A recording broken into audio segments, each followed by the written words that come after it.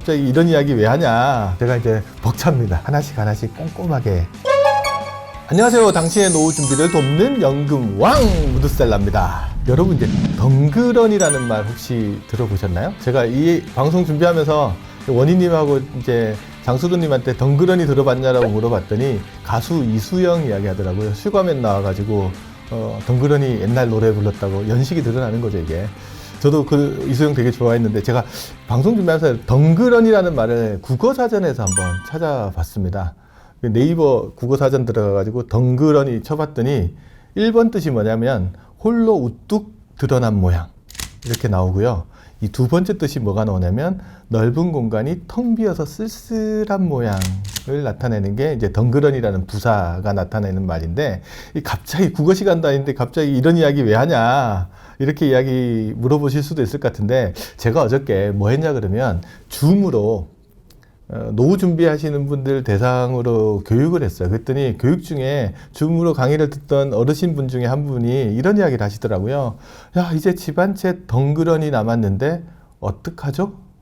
라는 질문들을 하는 거예요. 그래서 이 질문 듣고 나서 다른 말은 다 남진 않는데 덩그러니란 말이 자꾸 귀에서 자꾸 맴돌아가지고 이게 무슨 뜻인가 궁금해가지고, 물론 뜻은 대충은 짐작하고 있었지만 정확한 뜻이 좀 궁금해서 이제 사전을 한번 찾아봤습니다. 이 덩그러니란 말, 넓은 공간이 텅 비어서 쓸쓸한데 홀로 우뚝 서 있는 거, 이게 뭘까? 이런 느낌이 들더라고요. 그래서 우리나라 가계 자산을 보게 되면은 이제 특히나 고령으로 갈수록 부동산이 차지하는 비중이 상당히 높다고들 이야기를 많이 합니다. 보통 한 70%에서 80% 정도가 부동산이라고 이야기를 많이 하고요. 그 중에서 아마도 이제 자기가 살고 있는 집이 차지하는 비중이 상당 부분을 차지할 겁니다. 대부분 사람들이 그럴 거예요. 이제 별다른 소득 없이 이제 은퇴 생활을 하다 보면 이제 현금부터 꽃감 빼듯이 이렇게 조금씩 빼서 쓰기 마련이고, 그러면 어느 순간에 그 현금은 거의 바닥을 드러내게 될 거예요. 그러면 결국 살고 있는 집 한 채만 덩그러니 남는 경우가 생길 겁니다. 그때 이제 고민이 시작되는 거죠. 다른 재산은 전부 소진되고 집 한 채만 이렇게 덩그러니 남아있을 때 어떻게 해야 될까? 집을 이거 팔고 그 돈 가지고 노후 생활을 하자고 하면 주거가 또 불안해지는 문제가 있고요. 또 그렇다고 집을 안 팔고 어떻게든 버텨내자고 그러면 생활비 부분이 만만치 않은 이런 문제들이 있을 수 있어요. 그럴 때 이제 훌륭한 대안으로 이제 많이 제시하고 있는 게 뭐냐 그러면 주택연금이라는 대안들을 조금 많이 제시를 하고 있는 것 같아요. 그래서 주택연금이라는 게 뭐냐 그러면 고령자가 자기가 살고 있는 집을 담보로 맡기고 연금 형태로 월 지급금을 꼬박꼬박 수령해 나가는 제도입니다. 그래서 이렇게 하면 생활비도 마련할 수 있고 주거도 그대로 유지할 수 있으니까 어떻게 보면 두 가지를 다 가져갈 수 있는 부분들이 있어요. 그리고 때마침 지난 11월 달에 중순쯤에 이제 국회에서 주택연금 가입 대상을 또 확대하겠다라는 또 보장성을 좀 강화하겠다라는 주택금융공사법이 또 국회를 통과했거든요. 그래서 이번 기회에 잘 됐다 싶어가지고 주택연금에 대해서 한번 꼼꼼하게 한번 점검해 볼 필요가 있겠다 라는 생각이 들어서 이제 주택연금에 대해서 이번에 에피소드를 한번 좀 준비를 해봤습니다. 그래서 제가 주제는 뭘로 잡았냐면 주택연금에 가입할 때 이건 꼭 점검해보자, 그렇게 점검해 볼 만한 것들을 8가지를 한번 뽑아봤습니다. 첫 번째 질문은 뭐냐 그러면 최근에 집값이 좀 많이 올랐죠. 그래서 이런 질문 많이 나옵니다. 고가주택 보유자도 주택연금에 가입할 수 있나요?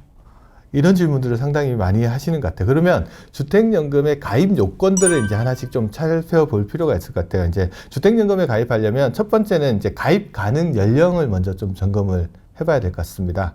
원래는 주택연금 가입 연령은 60세로 되어 있었어요. 근데 올해 초에 상반기에 2020년 상반기에 그 연령을 55세로 낮추게끔 됐습니다. 그래서 현재는 어떻게 되어 있냐 그러면 주택 소유자 또는 배우자 중에 한 사람이라도 55세가 넘어가면 주택연금에 가입하실 수 있어요. 그러니까 연장자가, 부부 중에 연장자가 55세 넘어가면 주택연금에 가입할 수 있으면 된다고 보고요. 그 다음에 국적 따져봐야 됩니다.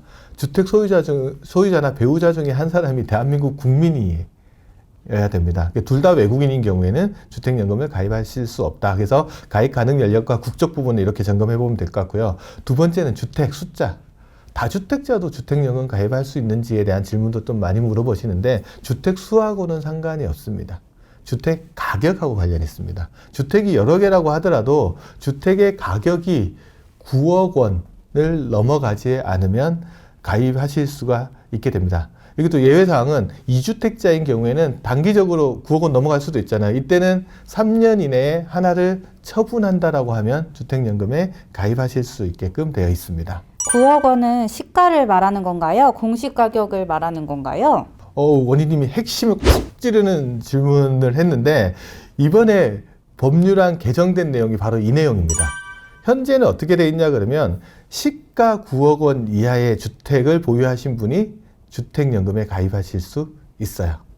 근데 최근에 집값이 많이 오르면서 서울 특히 수도권 중심으로 집값이 많이 오르면서 시가 9억 원 넘어가는 주택들이 많아졌잖아요. 특히 서울은 매매가 자체가 평균 9억 원 넘어간다라고 이야기를 하니까 이런 분들 입장에서도 집 한 채 덩그러니 있으면 어떻게든 노후소득을 마련해야 될 니즈는 분명히 있거든요. 그래서 이 시가 9억 원으로 되어 있던 조항을 법률을 개정해서 뭘로 봤냐면 공시가격 9억 원으로 조정을 해놨습니다.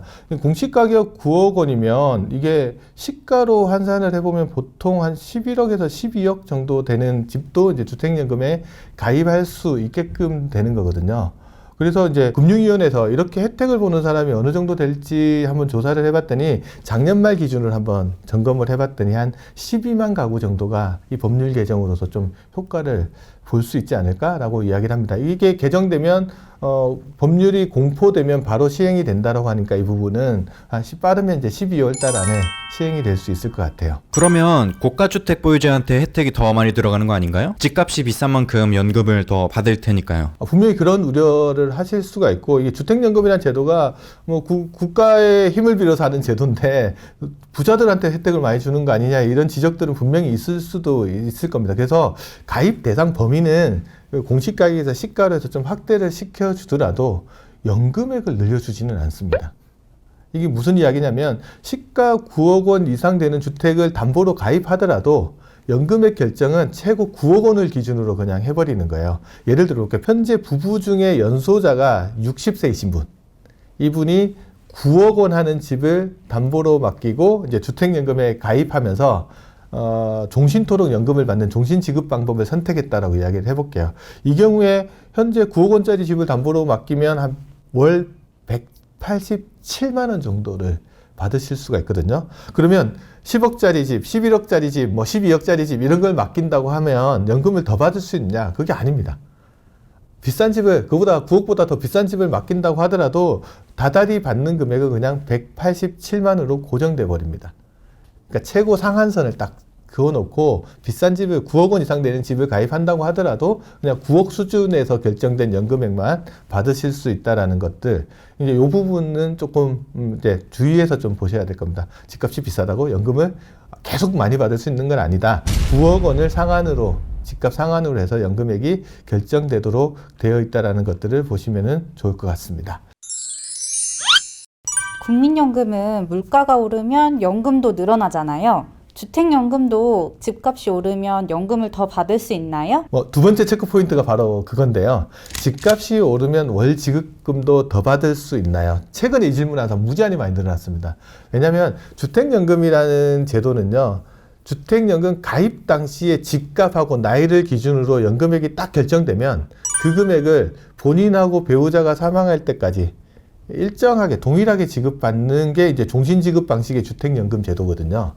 그런데 이게 처음 가입할 당시에는 그런 생각 별로 안 했는데 최근에 집값이 너무 급등하다 보니까 이런 생각하는, 지금 가입하면 연금 더 많이 받을 수 있는 거 아니야?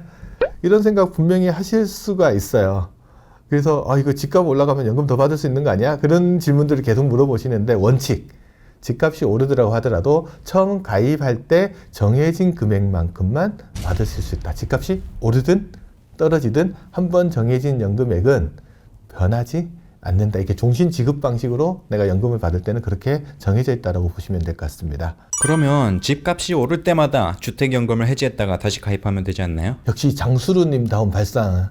이신 것 같아요. 실제 그렇게 하시려는 분도 상당히 있으신 것 같아요. 그러니까 중도 해지를 했다가 다시 가입하면 오른 가격으로 다시 가입하는 거니까 연금을 더 많이 받을 수 있는 거 아니야? 분명히 그런 생각하실 수 있을 것 같아요. 그렇게 하시려고 노력하시는 분도 계시고, 근데 주의해야 될 점이 있어요. 뭐냐 그러면 동일한 주택을 담보로 재가입하는 게 쉽냐? 그게 조금 어려워요. 왜냐하면 주택연금은 같은 집을 담보로 해지한 다음에 다시 가입하려고 하면 집값이 올랐을 때는 3년을 기다렸다가 해야 돼요. 그러니까 3년 동안은 연금을 못 받게 되는 문제가 있으니까 뭐 그렇다고 하더라도 3년 기다렸다고 할 수 있는 분은 하시면 되겠지만 3년 동안에 대책은 세워놓으시고 하실 필요가 있다는 것들을 한번 말씀을 드리고요.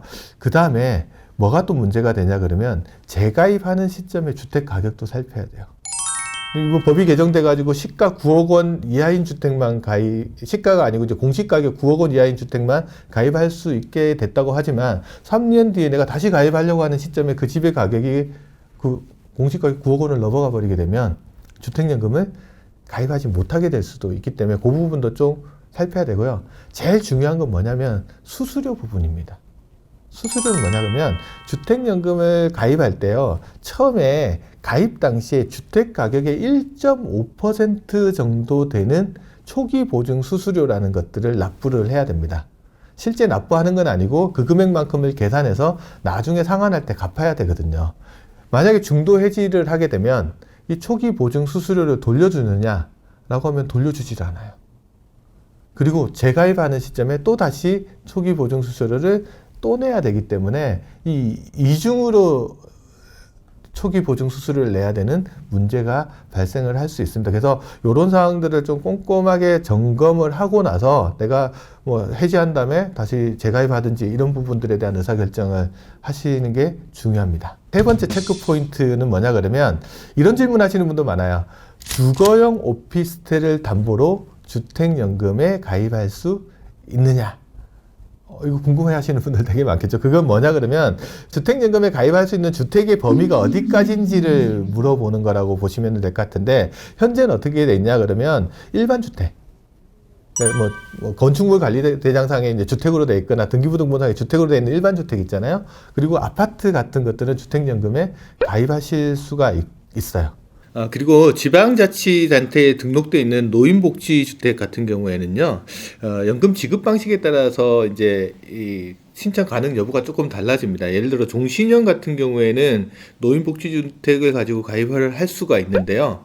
확정기간 방식 같은 경우에는 노인복지주택은 가입이 불가능합니다. 또 이런 질문 하시는 분 계세요. 집 중에 보면 1층은 상가로 쓰고 2층은 주택으로 쓰고 뭐 이런 그 있잖아요. 복합주택 같은 거 있잖아요. 이런 것도 가입할 수 있는지 물어보시는 분이 계신데 이런 복합주택 같은 경우에는 주택이 차지하는 면적이 전체 면적의 2분의 1 이상, 절반 이상 되면은 가입하실 수 있다라고 보시면은 될 것 같습니다. 그래서 주택이고 아파트고 전체 복합주택 중에 전체 면적의 2분의 1 이상이 주택인 경우에는 가입하실 수 있다라고 보시면 될 것 같아요. 그러면 이제 아까 처음에 질문으로 돌아가서 이렇게 물어볼 수 있지. 그러니까 아까 주거용 오피스텔 사는 사람은 주택연금에 가입할 수 있느냐가 이번에 체크해야 될 포인트였잖아요. 주거용 오피스텔은 뭘로 구분되냐면 업무시설로 구분이 되고 있어요. 그러니까 엄밀히 말하면 주택은 아닌 거죠. 그래서 지금까지는 주택연금에 가입할 수 없게끔 되어 있었어요. 그런데 11월에 개정된 국회를 통과한 법률에 따르면 이제 주거용 오피스텔 부분들도 주택연금에 가입할 수 있도록 바뀝니다. 이게 빠르면 이것도 공포하자마자 시행이 되니까 한 12월 내에 이게 바뀔 수 있을 것 같고요. 이 주거용 오피스텔에 거주하면서 이제 혜택을 볼 수 있는 고령자를 이제 한번 추산을 해봤더니 작년 말 기준으로 이 조건을 적용하게 되면 한 4만 6천 가구 정도가 이게 주거용 오피스텔에 사시면서 이제 주택연금 신청할 수 있는 대상이 포함되는 것 같습니다. 그럼 전세나 월세를 주고 있는 사람도 주택연금 가입할 수 있나요? 이게 체크 포인트 네 번째에서 제가 이야기하려고 했던 건데 장수루님이 또 바로 또 질문을 해주시네요. 전세, 월세 주고 있는 사람이 주택연금에 가입할 수 있느냐? 이건 뭐냐면 보통 단독이나 다가구 사시는 분 중에 방 한 칸 정도 떼가지고 다른 사람한테 세주고 있는 사람들도 있고요. 다가구 주택 같은 경우는 등기부 등본상으로는 하나의 주택이지만 들어가서 보면 실제적으로 여러 개가 나눠져 있잖아요. 그런 경우에 세를 주고 있고 주인도 거기 살고 있는 경우들이 있는데 이런 경우에 이들 집을 담보로 주택연금을 받을 수 있느냐라는 질문들을 하는 분들이 꽤 많으세요. 근데 주택연금이라는 것들은 해당 주택에 실제 거주하고 있어야지 가입을 할 수 있고요. 선순위 담보권자나 세입자가 없어야지만 주택연금에 가입할 수 있는 조건으로 돼 있어서 이게 전세나 월세를 주고 있는 경우에는 가입할 수 없는 게 현재까지 상황입니다. 다만 이제 부부 또는 한 사람이 살면서 세를 주더라도 보증금 하나도 안 받고 월세만 받는 경우라고 하면은 이제 보증금이 없으니까 그 경우에는 주택연금에 가입할 수 있기는 한데 그런 거는 거의 별로 없잖아요. 보증금을 조금이라도 다 받고 있기 때문에 그런 경우는 찾아보기가 좀 드문 것 같고요. 그래서 이제 어떤 제도가 있냐면 보증금이 있으면 주택연금을 받을 때 일시금 형태로 조금 먼저 받아서 그 보증금부터 먼저 상환을 해버리는 조건으로 이렇게 주택연금에 가입하는 것들은 가능합니다. 그래서 현재 상태는 그렇게 되어 있는데 이게 이 부분도 이번에 법률 개정하면서 조금 바뀐 부분들이 있습니다. 뭐가 바뀌었냐 그러면 개정된 법률을 보게 되니까 주택 일부를 전세를 주고 있는 단독이나 다가구 주택 보유자들도 주택연금에 가입할 수 있도록 제도 부분들이 좀 개선된 부분이 있습니다. 이것도 빠르면 12월 안에 시행이 되는 부분들이라서 혹시 여기에 해당되시는 분들이 있으시면 꼼꼼하게 한번 파악해 보시고 들어가 보시는 것도 좋으실 것 같습니다. 주택연금 장점에 대해서는 잘 알겠는데 그럼 이것도 대출인 만큼 이자와 수수료가 들어갈 것 같은데요? 맞습니다. 이제 주택연금에 대해서는 장점에 대해서는 여러 군데서 막 설명을 많이 하거든요.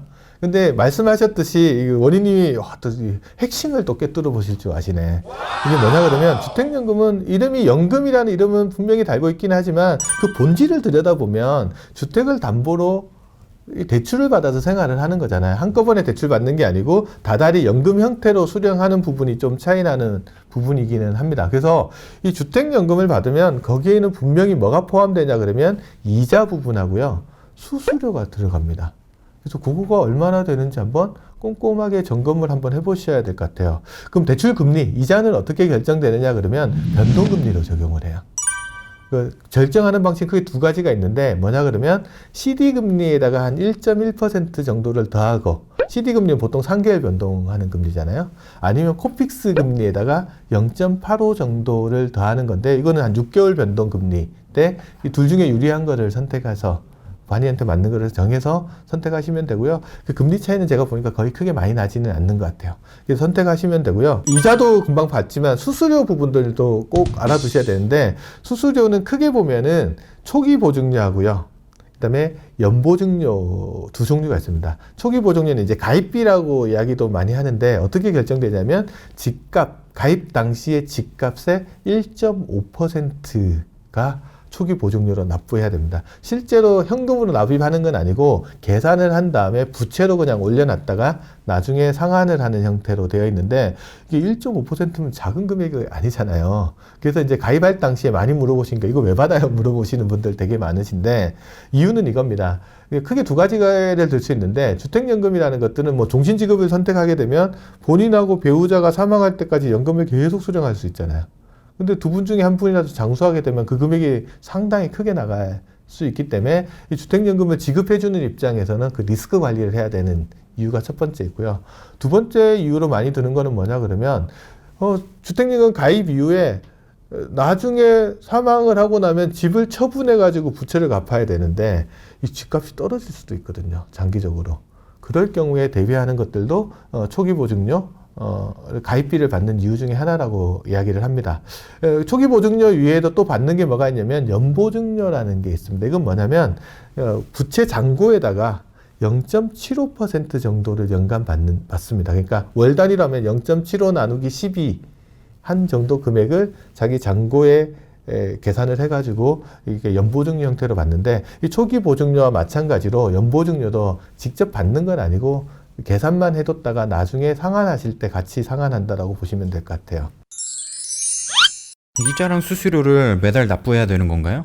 연금에서 이자랑 수수료 떼면 얼마 남지도 않을 것 같은데. 제가 금방 말씀드렸듯이 이자 부분도 있고요. 수수료 부분도 있는데 이거를 연금 받는데 그거 바로바로 떼면은 진짜 말씀하셨듯이 별로 남지도 않을 수도 있을 것 같아요. 그래서 원칙은 어떻게 돼 있냐 그러면 이거 계산만 합니다. 계산만. 이자 얼마, 그다음 수수료 얼마 이렇게 매번 계산을 해둔 다음에 나중에 주택 소유자 또는 배우자가 전부 사망하고 나면 그 계산된 금액을 함께 갚으시면 되는 거잖아요. 지금 당장 갚는 건 아니다. 그러면 대출 잔액을 어떻게 계산하느냐. 이렇게 계산합니다. 이제 만약에 주택연금에 딱 가입했다. 그럼 첫째 달에 대출 잔액은 어떻게 계산하냐. 첫 번째 달에 월지급금 첫 번째 받았을 거 아니에요. 그 다음에 가입할 당시 집값의 1.5% 정도를 초기 보증료로 낸다고 그랬잖아요. 그 다음에 세 번째, 주택연금에 가입하면서 일반적으로는 월지급금만 많이 받는데 또 목돈이 조금 필요하신 분들이 있으셔가지고 인출 한도를 설정해 놓고 그 금액만큼 수시로 꺼내 쓰시는 분이 있으시거든요. 그런 경우 그걸 이제 개별 인출금이라고 합니다. 만약에 개별 인출금이 있으면 그 돈도 더해야 되겠죠. 그런 다음에 마지막에 1, 2, 3번 이 세 가지에서 연보증료가 붙는다고 그랬잖아요. 연보증료는 아까 연에 0.75% 정도 드니까 첫 번째 달이니까 한 달치니까 0.75 나누기 12 하면 한 달치 를 계산할 수 있을 겁니다. 그래서 그거를 다 합한 게 이제 첫 번째 달에 대출 잔액이 되는 거예요. 근데 두 번째 달로 딱 넘으면 첫 번째 달에 대출 잔액이 그대로 넘어올 거고요. 그 다음에 이번 달에 또 월지급금 받은 게 포함될 거고요. 그 다음에 개별 인출금 있으면 그거 포함되고요. 그리고 여기에서 발생한 연보증료하고요. 그 다음에 첫 번째 달 대출 잔액에서 이자 발생한 거 있잖아요. 그거까지 딱 더해가지고 두 번째 달에 대출 잔액이 된다라고 보습니다. 그러면 이렇게 계산을 하면 이자에 또 이자가 이렇게 붙는 방식이 되는 이제 월 복리 방식으로 이자가 계산된다라고 보시면 될 것 같아요. 아, 그러면 이자 부담이 만만치 않을 것 같은데 대출 잔액을 중도에 갚을 수는 없나요? 그러니까 주택연금 이용하면 아까 처음에 말했듯이 이제 연금액에서 매달 이자를 내면 연금액이 줄어드니까 원칙상으로는 이자를 쌓아뒀다가 나중에 갚는 방식으로 하다 보니까 이자 부담이 좀 커질 가능성들은 있어요. 그래서 주택연금 가입자라고 하면 이 부채 부분들은 이용 도중에 언제든지 본인이 필요한 시기에 전부 또는 일부를 상환할 수 있도록 되어 있습니다. 그때 중도 상환을 할 때 수수료 부분들은 얻게 됩니다. 이게 이제 대출금 상환에 관련된 질문들이 제가 이제 6번째에 관련된 거라고 보시면 될 것 같아요. 그래서 대출금 상환을 할 때 이제 이 중도에 이렇게 상환하는 경우들도 있지만 마지막에 본인하고 배우자가 모두 사망한 다음에 상속인이 해당 주택을 처분해 가지고 부채를 갚는 경우가 있을 겁니다. 이때는 어떻게 하냐? 본인이 직접 처분하는 경우도 있고 아니면 주택금융공사에다가 이거를 부탁을 해서 뭐 경매 형태로 처분을 해서 받는 경우도 있을 거예요. 그러면 주택 처분 가액이 있잖아요. 그리고 제가 아까 말씀드린 방법으로 대출 잔액도 계산할 수 있잖아요. 그럼 둘 중에 어느 게 클지는 몰라요.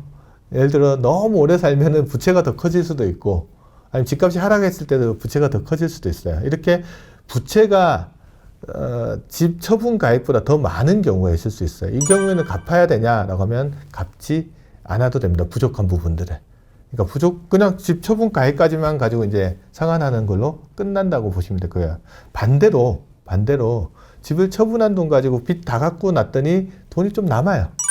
이럴 수도 있죠. 이런 경우에는 남는 부분이 상속인한테 상속된다라고 보시면 될 것 같습니다. 이게 또 주택연금의 이 부분들을 장점으로 이야기하시는 분들도 되게 많다. 그래서 보시면 이제 부채 부분에 대한 것들, 이자 부담 부분들도 좀 잘 고려를 하셔야 되고요. 그 다음에 이런 장점 부분들도 적절하게 고려하셔서 주택연금 가입 시기를 잘 조정을 하시는 게 중요할 것 같아요.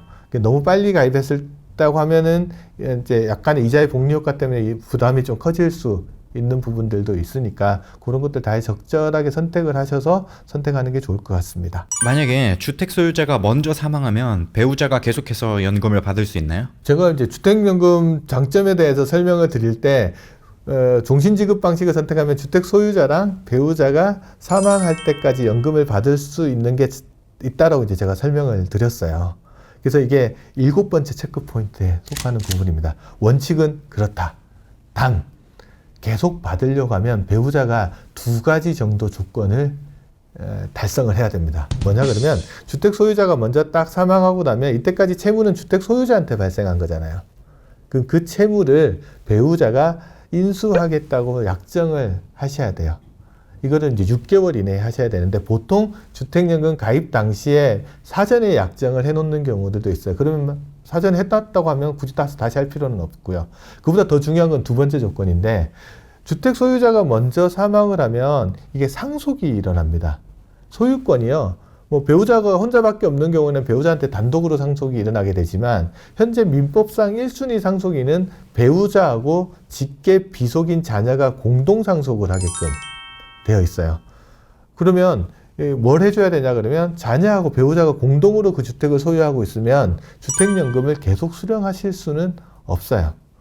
그럼 어떻게 해야 되냐? 자녀가 그 주택의 소유분을 포기를 해야 그 배우자 단독 명의로 그 주택을 소유를 해야지 주택연금을 계속 수령할 수 있습니다. 이것도 언제까지 해야 되냐면 6개월 이내 해야지 이제 주택연금을 살아남은 배우자가 계속적으로 수령을 할 수 있게끔 됩니다. 부모가 연금을 받는 걸 못 받게 하는 자녀들도 있나요? 상속 과정에서 보면 이게 부모 자식 간에도 별 문제가 다 일어날 수 있는데 일단 보통의 경우에는 뭐 자녀들 입장에서 부모가 연금 받겠다는 걸 반대하거나 그러지는 않을 거예요. 그런데 이런 경우도 있을 수 있어요. 요즘은 황혼 재혼도 많고 뭐 이런 게 많다 보니까 이 돌아가신 분의 배우자이기는 하지만 그분이 내 부모가 아닌 경우도 있을 수 있죠. 그런 경우에 내가 만약에 자녀 입장에서 상속을 포기하면 그분이 돌아가신 다음에 그 집을 자기가 남은 부분이라도 상속받겠다라는 보장이 없거든요.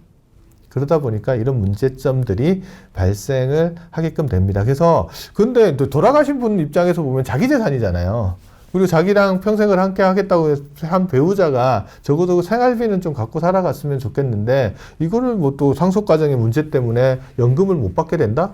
이것도 또 돌아가신 분 입장에서 보면은 탐탁지 않을 수도 있을 것 같아요. 그래서 이번에 주택연금 제도를 개정하는 법률안에 뭐가 포함되어 있냐 그러면 이게 신탁 형태의 주택연금도 도입하는 방법들이 들어가 있어요. 이건 뭐냐 그러면 주택연금 가입 당시에요. 신탁 방식으로 주택을 이제 신탁 등기를 하는 거예요. 등기를 한 다음에 수익자 지정을요. 주택 소유자 본인하고 배우자를 수익자로 지정해 놓는 거예요. 1수익자를 본인으로 해서 본인이 받다가 본인이 사망하면 2수익자를 배우자까지 받도록 미리 딱 지정을 해두면 본인의 사망 여부, 주택 소유자의 사망 여부랑 관계없이 배우자까지 그 연금을 계속 수령하실 수 있게끔 됩니다. 그러면 자신의 의지에 맞게끔 이제 주택연금이 집행이 되게끔 가능하게끔 되는 거죠. 이거는 법률안이 공포되고 나면 한 6개월 이내에 시행이 된다라고 하니까 빠르면 한 내년 6월 정도 되면 이 신탁 형태의 주택연금에 가입할 수 있게 될 것 같습니다. 국민연금에는 안심통장이라고 해서 연금을 압류할 수 없도록 하는 장치가 있던데 주택연금도 그런 안전장치가 있지 않나요? 원희님께서 요즘 과외 수업 받으시는가 봐요. 연금에 대해서 너무 많은 걸 알고 있어서 제가 이제 벅찹니다. 이게 제가 8번째 주제로 준비한 게 주택연금 압류할 수 있느냐.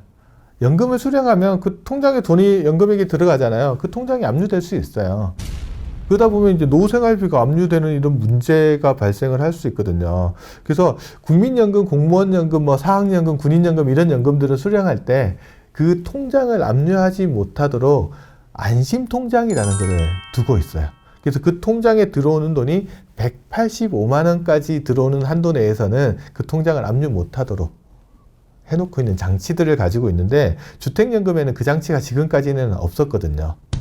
그런데 이번에 법률 개정하면서 똑같은 방식으로 월 185만 원까지 이게 민사집행법에서 생계에 필요한 최소 금액으로 정하고 있는 금액이에요.